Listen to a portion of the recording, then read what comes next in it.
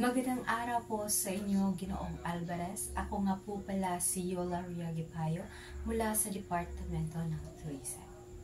Ang talumpati ko po ay tungkol po sa kahirapan. Hindi naman po lingid sa ating kaalaman na ang kahirapan ay malaking issue at problema sa ating lipunan. Ang kahirapan, ito ay laganap sa mga taong naninirahan sa bansa natin dito sa Pilipinas.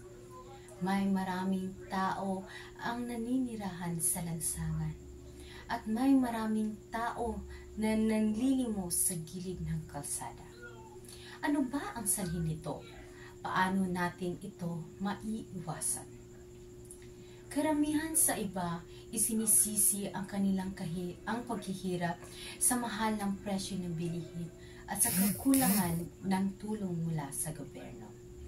Ang iba naman ay isinisisi sa mga magulang na mahirap at may maraming mga anak. Ang iba naman ay sobrang tamad at inaasa ang sarili sa swerte ng sugal at sa iba pang bisyo.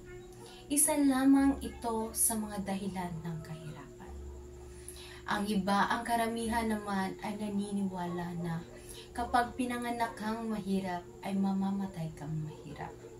Ngunit ang ganitong paniwala ay hindi maganda sapagkat gawin natin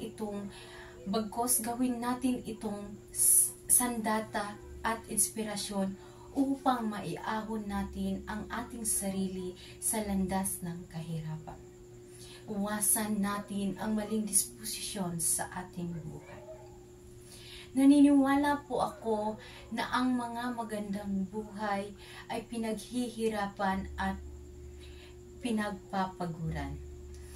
Responsibilidad natin ang ating sarili at huwag natin iasa sa iba.